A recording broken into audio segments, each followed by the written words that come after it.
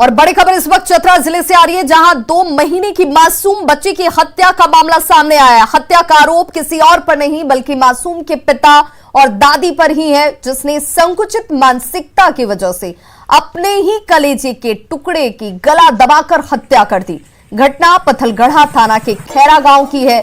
घटना के बाद मृत बच्ची की मां गायत्री देवी ने थाने में आवेदन देकर अपने पति हेमराज साव और सास मलवा देवी पर घर से बाहर धूप में सो रही 2 माह की दूधमुही बेटी को गला दबाकर हत्या करने का आरोप लगाया है, जिसके बाद पुलिस ने त्वरित कार्रवाई करते हुए दोनों आरोपियों को गिरफ्तार कर लिया।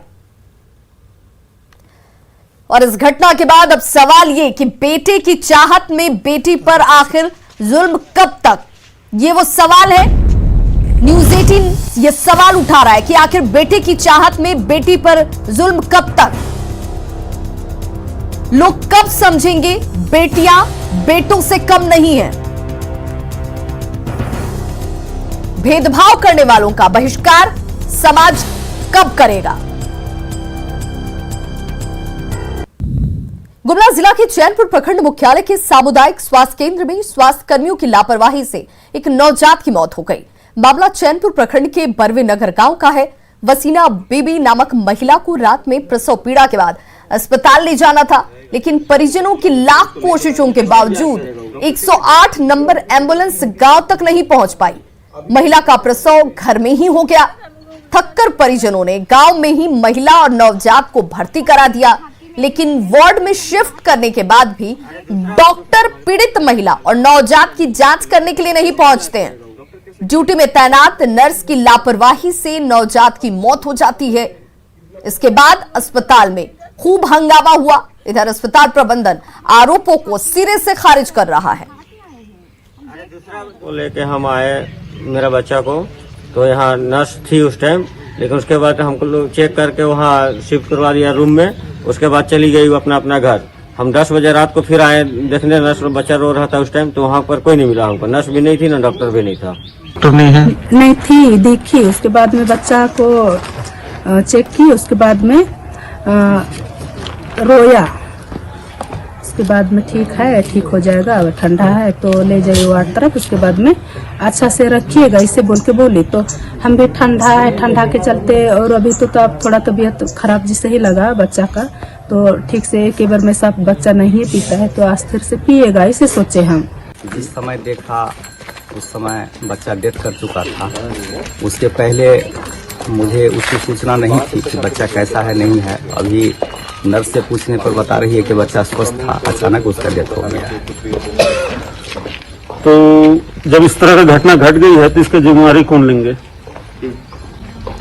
अब जहाँ तक बच्चे के मरने जीने की बात है, अब कैसे डेथ किया ये तो नहीं कहा जा सकता। चतरा में नाबालिग की जबरन शादी कराने का मामला प्रकाश में आया है। ग्रामीणों की तरफ से बच्ची की शादी की सूचना पर चाइल्ड लाइन के सहयोग से पुलिस ने कार्रवाई की है। दूल्हे को गिरफ्तार कर जेल भेज दिया गया है। वहीं नाबालिग विवाहित बच्ची का भी रेस्क्यू कर लिया गया और फिलहाल मेडिकल जांच के बाद बाल कल्याण समिति के समक्ष प्रस्तुत किया जाएगा।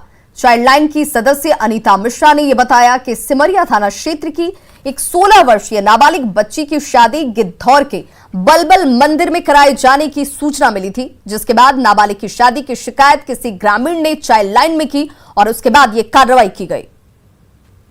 1098 के द्वारा हमारे सिमरिया सब सेंटर में मालूम हुआ है कि एक नाबालिग लड़की जो कि चोपे पंचायत की है, जिसकी शादी हो रही है खैरा के पथलगड्ढा के खैरा गांव से में, और वो लड़की जो है सो नाबालिग है। और हमारे टीम लीडर उनके यहाँ गए और लोग बताए कि आप शादी मत कीजिए, लड़की अभी नाबालिग है। इसके बावजूद भी लोग जो है सो लड़की को ले आकर के बलबल मंदिर में शादी किए।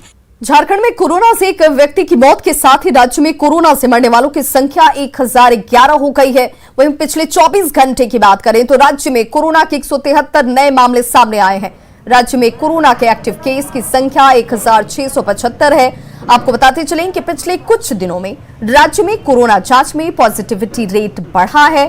राज्य में तो ये 4% से भी ऊपर हो गया है। कोरोना के बढ़ते खतरे के साथ कोरोना अपडेट दे रहे हैं हमारे राज्य संवाददाता उपेंद्र कुमार। पिछले 24 घंटे में झारखंड में कोरोना के 173 नए मामले मिले हैं और इस तरह से राज्य में कोरोना पॉजिटिव की संख्या बढ़कर 1,13,198 हो गई है, जबकि इस दरमियान 205 कोरोना पॉजिटिव ठीक हुए हैं और कोरोना को परास्त करने वालों की संख्या भी 1,10,512 है। पिछले 24 घंटे की बात करें तो राज्य में दुमका में कोरोना से एक व्यक्ति की मौत हुई है और इस तरह से राज्य में कोरोना से मरने वालों की संख्या 1011 हो गई है, जबकि अभी भी राज्य में कोरोना के 1,675 एक्टिव केस हैं, यानी कि ऐसे केस जिनमें कोरोना का संक्रमण है। लेकिन खास बात यह है कि राज्य में कोरोना का जो पॉजिटिविटी रेट है वो बढ़ रहा है। इसकी वजह यह है कि लोग सावधान नहीं है। अस्पताल की बात करें या फिर बाजार की बात करें, हर जगह पे सोशल डिस्टेंसिंग का पालन नहीं हो रहा, साफ सफाई का ध्यान नहीं रखा जा रहा। यहाँ के कुछ मरीज के परिजन हम इनसे पूछते हैं कि आखिर अंदर में साफ सफाई की क्या व्यवस्था है। यहाँ पर लिफ्ट में, सीढ़ी में बहुत थूका हुआ है, सैनिटाइजर होना चाहिए था, छिड़काव होना चाहिए था। क्या आपका कहना है कि हर दिन सैनिटाइज नहीं होता है सर? नहीं, यहाँ तो देखने को नहीं मिला। अगर ऐसा होता तो यहाँ तो साफ सफाई तो दिखता ना। ऐसी स्थिति में जाहिर सी बात है कि जो कोरोना का पॉजिटिविटी रेट रांची में बढ़कर 4.5 के करीब हो गया है, इसकी वजह कहीं न कहीं इस तरह की जो लापरवाही है उसका भी एक कारण है। कैमरामैन अमित के साथ उपेंद्र, न्यूज 18 रांची। पाकुड़ में पत्थर खदान में काम करने वाले मजदूरों का हाल बेहाल है। पत्थर खदान में मजदूर भय के माहौल में काम करते हैं। मजदूरों को किसी तरह की सुरक्षा मुहैया नहीं कराई जाती। पत्थर तोड़ते मजदूरों को कई बार चोट लगती है, लेकिन इलाज उनकी नहीं होती है। मजदूरों की आवाज कोई नहीं सुनता, जबकि इलाके में 250 लीजधारी हैं, जिनमें 15,000 मजदूर काम करते हैं। जायजा लिया संवाददाता कुंदन कुमार ने। पाकुड़ जिले में पत्थर खदान के नाम से पाकुड़ को जाना जाता है, लेकिन इन पत्थर खदानों में काम करने वाले मजदूरों की स्थिति इतनी दयनीय है कि जो देख करके और जान करके आश्चर्य होगा। पाकुड़ जिले में 250 लीजधारी हैं और इनके टोटल खदान में लगभग 10 से 15,000 मजदूर काम करते होंगे, लेकिन इन मजदूरों को काम करते हुए जब आप देखेंगे तो बिल्कुल असुरक्षित माहौल में ये काम करते हैं। इनकी सुरक्षा की कोई व्यवस्था नहीं रहती है। अगर इन्हें चोट लग जाती है, हम आपको दिखाने का प्रयास करें कि देखिए ये पत्थर फोड़ रहे हैं, इनके शरीर में पत्थर के टुकड़े लगेंगे, इससे जख्म होने की संभावना बनी हुई है, लेकिन इनके पास कोई प्रोटेक्शन नहीं है। ये केवल एक शर्ट और पैंट पहन करके आंख में जरूर चश्मा लगाए हैं और ये पत्थर को तोड़ रहे हैं। और इन्हें अगर चोट लगती है तो आपको बता दें कि सबसे पहले ये जो गांव में झोला छाप डॉक्टर हैं, उन्हीं से पत्थर व्यवसायी जो है इलाज करवाते हैं। और अगर कोई बड़ी घटना घट गई तो निश्चित रूप से मजदूरों को काल के गाल में समाना पड़ता है। कई ऐसे घटनाएं तो पत्थर के नीचे ही दबकर रह जाती है। पुलिस को भी भनक लगती है, लेकिन उनको भी सुनाई नहीं पड़ता है। कुंदन कुमार, न्यूज 18 पाकुड़। झारखंड से सटे बंगाल के सीमावर्ती इलाकों में जेएमएम अपना ठौर तलाश रही है। जी हां, और इसी लिहाज से करीब 25 सीटों पर पार्टी अपना आंकलन करने में जुटी हुई है और ये आकलन जो है वो पार्टी के स्तर पर किया जा रहा है। जेएमएम गठबंधन करने को लेकर भी प्रयासरत है ताकि चुनाव में बीजेपी के खिलाफ पूरे दमखम से उतर पाए। मामले की जानकारी देते हुए जेएमएम प्रवक्ता मनोज पांडे ने कहा कि वृहद झारखंड के सपने को साकार करने को लेकर जेएमएम का शीर्ष नेतृत्व जुटा हुआ है। वहीं उन्होंने कहा कि बंगाल के जो इलाके झारखंड से सटे हुए हैं और आदिवासी बहुल इलाके भी हैं, उन तमाम जगहों पर पार्टी अपने संगठन को धार देने में जुटी है। इधर बीजेपी ने मामले को लेकर चुटकी ली है। देखिए, निश्चित तौर पर हम गठबंधन के हिमायती हैं और गठबंधन की राजनीति से ही जो पूरे देश में एक भय और अशांति का माहौल पैदा करनी चाहती है जो पार्टियां, उसका मुकाबला हम लोग कर सकते हैं। देखिए, बिहार में उन्होंने चंद सीटों की आशा में लालू प्रसाद जी के लिए नियम विरुद्ध रेड कारपेट बिछा दिया था, लेकिन बड़े बेआबरू होकर तेरे कुचे से निकले। लालू प्रसाद जी ने उन्हें एक भी सीट नहीं दिया और जेएमएम जितनी सीटों पर लड़ी वो बुरे तरीके से हार गई। अब ये बंगाल में भी सोच रहे हैं कि दीदी शायद कुछ रहम करे और कुछ सीटों पे इन्हें एडजस्टमेंट हो जाए, लेकिन वहां भी इनकी दाल नहीं गलने वाली और वहां भी परिणाम 0/0 ही आने वाला है। विधानसभा क्षेत्र के भाजपा विधायक रणधीर सिंह अपनी अजीबोगरीब कारनामे के लिए हमेशा सुर्खियों में रहते हैं। एक बार फिर से विधायक रणधीर सिंह अनोखे अंदाज में देखे गए। तस्वीरें देखिए आपके सामने हैं। पत्थलगढ़ा में पतरो नदी पर कुंडारों से जमुआ घाट के बीच बने पुल का घोड़े पर सवार होकर उद्घाटन करने के लिए पहुंचे। 2018 में इस पुल का शिलान्यास करने के लिए भी विधायक हाथी पर सवार होकर पहुंचे हुए थे।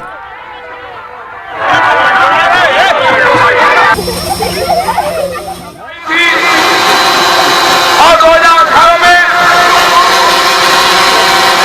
हमारे कार्यकर्ताओं के सहयोग से, हमारे नेताओं के सहयोग से हम जो है उसमें हाथी पर चढ़ के शिलान्यास करने के लिए आए थे। और 2 साल के बाद 2 साल से कम समय में पुल बन के तैयार हुआ और आज घोड़ा पर चढ़ के आपको उद्घाटन करने के लिए। ब्रेक के बाद एक बार फिर से आपका बहुत स्वागत है। क्रिसमस को लेकर तैयारियां जोरों पर हैं और इस वर्ष ईसाई मिशनरी द्वारा क्रिसमस सादगी और सेवा भाव से मनाया जाएगा। आज बिशप हाउस में क्रिसमस के अवसर पर इस वर्ष कोरोना की वजह से कोई केक, उपहार या बुके लाने पर प्रतिबंध लगाया गया है। ऑनलाइन में अधिक से अधिक करने को कहा गया है। लोगों से ये अपील की गई है। हालांकि 24 दिसंबर की रात 10:30 बजे से रांची कैथोलिक चर्च द्वारा विशेष प्रार्थना आयोजित की जाएगी, जिसमें एक समय में गिरजाघरों में अधिकतम 200 लोग ही शामिल हो पाएंगे। इसके अलावा इस बार पटाखा नहीं फोड़ने की सलाह दी गई है।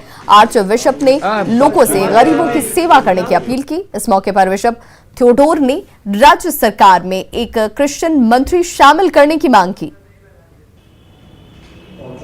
अभी की जो परिस्थिति है उसको ध्यान में रखकर और हमारे जो सबसे बड़े संत पिता हैं उन्होंने भी हमें ऐसी सलाह दी है कि हम गरीबों को सोचें, उनके प्रति करुणा रखें और उनकी सहायता करें और इसीलिए हम ऐसा कर रहे हैं। इस बार सिर्फ हम अल्पसंख्यक के स्कूलों के बारे में मांग कर रहे हैं। बाकी जैसे आप लोग जानते हैं, जैसा हमारा संविधान बोलता है, मुख्यमंत्री अपने को जो चाहिए उनको मिनिस्टर बनाता है। जमशेदपुर अक्षेस द्वारा कोरोना के प्रति अनोखे अंदाज में जागरूकता अभियान चलाया गया। अक्षेस की तरफ से संदेश दिया गया कि मास्क नहीं तो फिर दोस्ती नहीं। साक्षी गोल चक्कर पर जमशेदपुर अक्षेस के विशेष पदाधिकारी समेत स्थानीय लोग यहां मौजूद रहे। लोगों को कोरोना के नियमों की जानकारी दी गई, साथ ही मास्क का वितरण भी किया गया। वहीं सभी को नए साल में नो मास्क नो दोस्ती की अपील की गई, जिसे लेकर लोग अभी भी कोरोना के प्रति जागरूक रहें। गाड़ी चलाने के वक्त में मास्क का आश्वासन दिया और इतना ही नहीं, उन्होंने इसका म्यूजिक सेट किया और लोगों को कैसे जागृत करना पड़ता है वो सारी चीज़ों उन्होंने एक फ्रेमवर्क बनाया है और एक तरीका से कैसे हम जागरूकता अभियान चला सकते हैं, इन सारी चीज़ों का उन्होंने अच्छा कार्यक्रम फ्रेम किया है। मैं ये अपील करना चाहता हूँ कि लोग जो है 2 गज की दूरी बनाएं, मास्क जरूर पहने और जब तक दवाई नहीं तब तक कोरोना से ढिलाई नहीं बरते। रांची के मोरहाबादी मैदान में होमगार्ड के 9 चयनित अभ्यर्थियों का अनिश्चितकालीन प्रदर्शन जारी है। लातेहार जिला के जवानों के आंदोलन का आज 7वां दिन है। कड़ाके की ठंड में तिरपाल के नीचे रहना और प्रदर्शन को जारी रखना इनके लिए बड़ी चुनौती है। अभ्यर्थियों की परेशानी का जायजा लिया न्यूज़ 18 संवाददाता संजय कुमार सिन्हा ने। होमगार्ड के लिए 9 चयनित अभ्यर्थी अपनी मांगों को लेकर लगातार धरना प्रदर्शन कर रहे हैं और आज इनके धरना प्रदर्शन का 7वां दिन है। हम इनसे बात करेंगे। आप प्रदर्शन कब से कर रहे हैं, क्या मांग है? हम लोग का प्रदर्शन 16 तारीख से है सर। हम लोग का मांग है कि जल्द से जल्द हम लोग का बुनियादी प्रशिक्षण के लिए सरकार से मतलब विनती है कि भेजा जाए।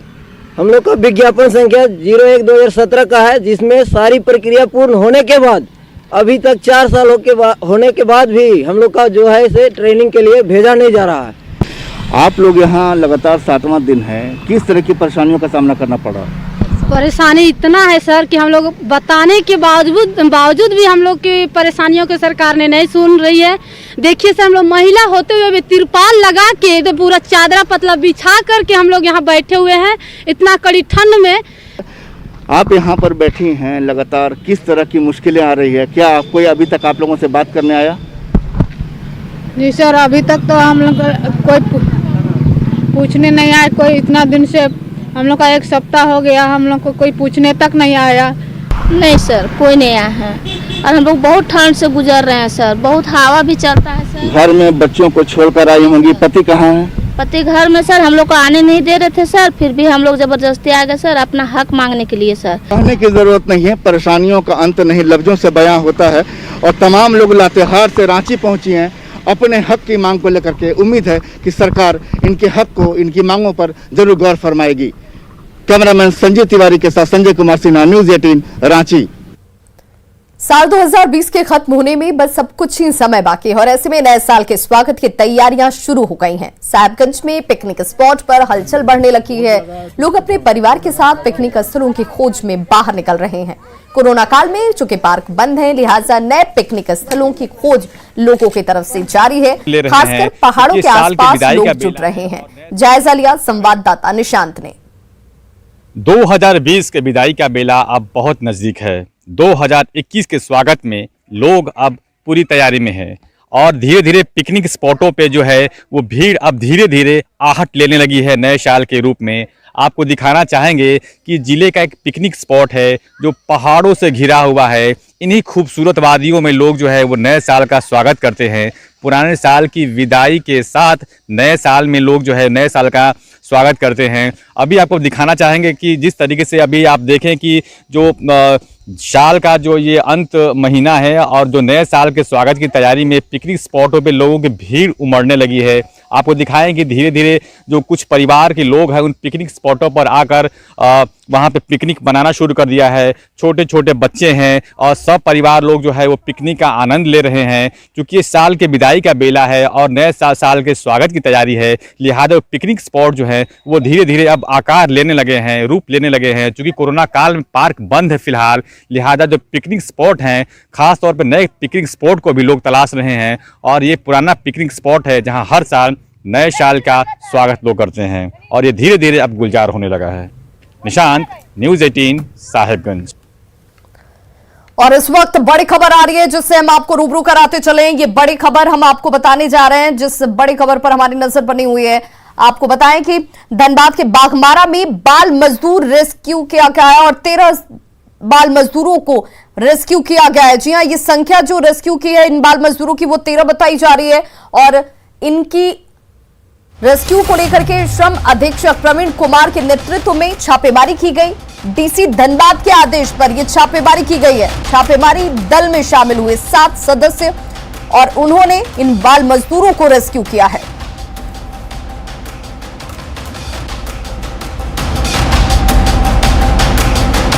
श्रम अधीक्षक प्रवीण कुमार के नेतृत्व में यह छापेमारी की गई।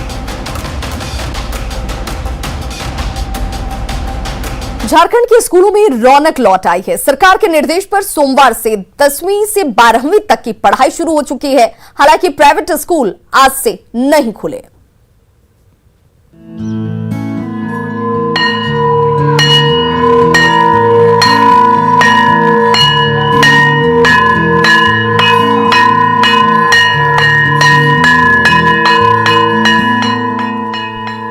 की एक घंटी करीब 9 महीने बाद फिर सुनाई देने लगी है।